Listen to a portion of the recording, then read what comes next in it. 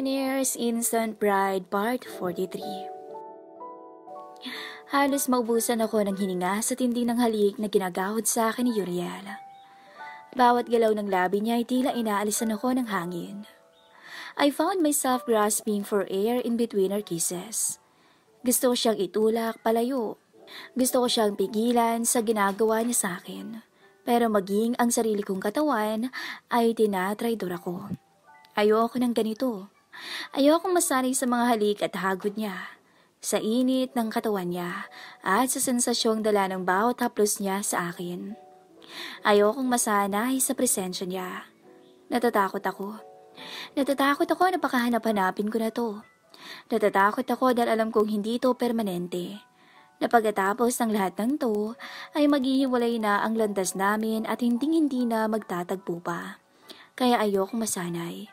Ayokong may pumigil sa akin na umalis kapag dumating na ang panahon na kailangan ko na ang lumisan. Pero bakit? Bakit sa bawat haplos niya, sa bawat halik niya, ay nangihina ako? Bakit sa bawat sandaling nararamdaman ko ang init ng kanyang katawan, ay unti-unti akong bumibigay? Sumusuko. Bakit sa bawat sandaling lumilipas at magkalapat ang mga labi namin, ay mas lalo ako ang nauuhaw? I'll make you want me, Christine. Bulong niya sa akin pagkatapos niya akong lunurin sa halik niya. Titig na titig sa akin ang asul niyang mga mata, habang tumatama sa mukha ko ang mainit niyang hininga. Rinig na rinig ko ang bilis ng bawat paglabas at pasok ng hangin sa baga niya. Maging ako ay nangapa ng hangin. Pagkalayo ng labi niya sa akin. Agad akong kumapit sa braso niya nang maramdaman ko ang labis na panghihina ng mga tuhod ko. I'll own you tonight. Bulong niyang muli bago niya ako kargahin, dahilan para mapaigik ako. At sa takot ko na mahulog ay napayakap ako sa leeg niya. Dahan-dahan niya akong nilapag sa kama nang hindi inaalis ang titig niya. Maging ang mga mata niyang nakakalunod, nakakapanghina. Tila may kung anong hiwaga sa mga mata niya. Nakakahipnotismo. I'll fuck you real hard tonight, Christine. Bulong niya sa akin bago niya ako muling halikan. This will be your punishment for spending time with Logan instead of me. Dagdag niya at tinilaan ang pangako pa itaas sa tenga ko. Dahilan para makagat ko ang labi ko dahil sa kiliting hatid ito. You don't have any objection, do you? Napatitig ako sa kanya. Gusto ko sanang tumango at umoo. Gusto kong tumanggi pero hindi ko na kayang pigilan ang ragasan ng init sa buong katawan ko. Ang kasabikang nagpapatibok ng sentro ko. No. Sagot ko sa kanya at agad na napayo ko dahil dama ko ang pag-iinit ng magkabilang pisngi ko dahil sa iya. Maranyang ginawa ka ng baba ko at inangat para magkasalubong ang mga titig namin. Pagkatapos ay umisi siya sa akin. Good girl. Don't worry. I'll make you feel really, really good. I'll fuck you till you scream. Napalunok ako sa mga sinabi niya. Doon pa lang ay na-imagine ko na ang gagawin niya sa akin. At nakakahiyamang aminin, pero mas nag-init ako. I get turned on by his dirty talk. Tuluyan na nga yatang nawala ang kadilasayan sa katawan ko. His warmth and kisses have already corrupted me. Hell, I really love it when you make that face. Anya bago ako muling siniil ng halik. I fucking like it when you act all shy and anxious, yet burning inside. Dagdag niya nang maghiwalay ang labi namin. Mas lalo tuloy akong nahiya sa mga sinabi niya.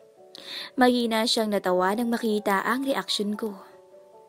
Pero hindi siya nagtagal sa mga labi ko. Dahan-dahang naglandas ang halik niya sa aking leeg at doon sinipsip niya ang balat ko at marahang kinagat-kagat. Napatingala na lang ako dahil sa magkahalong kiliti at sarap na dala ng ginagawa niya. Dahan-dahang gumapang ang kamay ko papunta sa ulo niya at hinawakan ang kanyang buhok. Uriel? Impit kong daing. Pabilis ng pabilis ang tibok ng puso ko, kisabay ng mas pag-init ng aking katawan.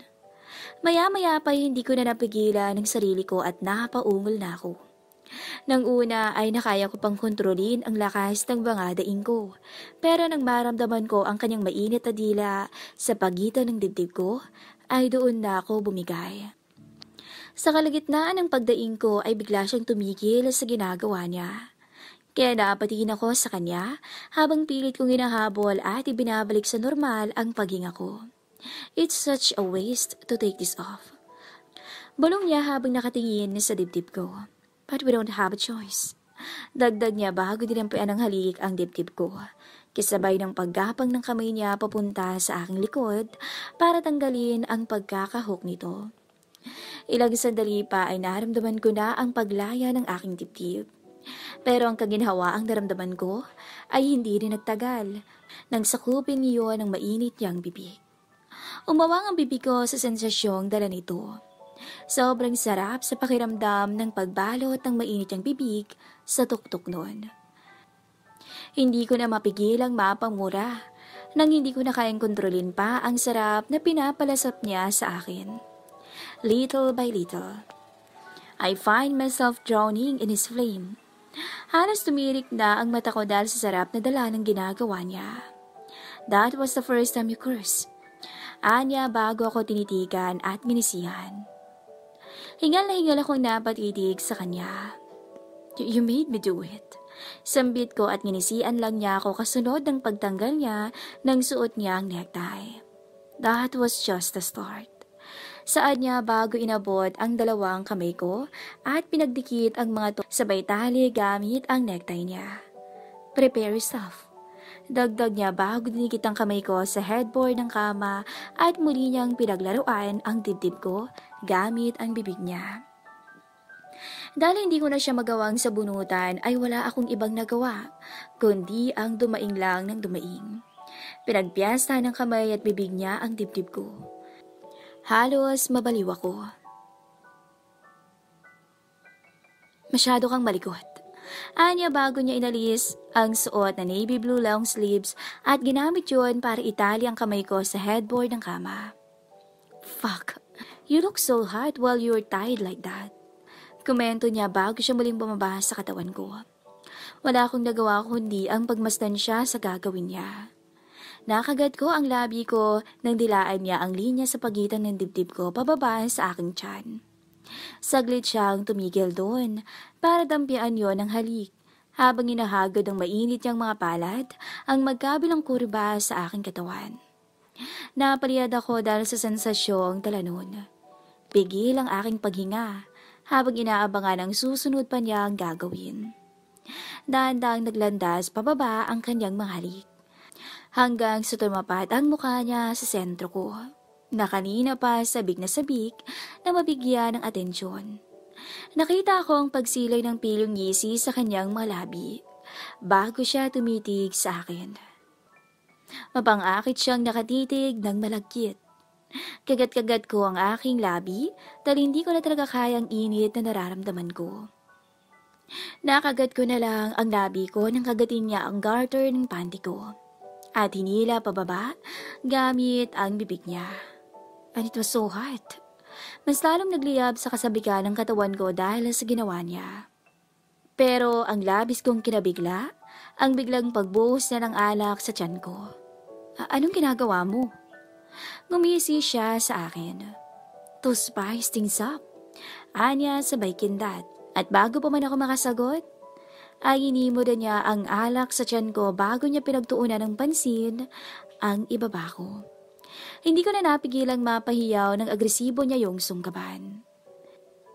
Napuno ng malakas na daing ang kwarto. Umiikot na ang paningin ko sa sobrang sarap ng sensasyong hatid niya sa akin. Para na akong mababaliw. Nanunuwid ang aking mga binti sa sarap. Uriel? Tanging pagsambit na lang sa pangalan niya ang nagagawa ko dahil sa bilis ng bawat paghinga ko. Nagsisimula na akong magpawis dahil sa labis-labis na init sa kaloob-looban ko.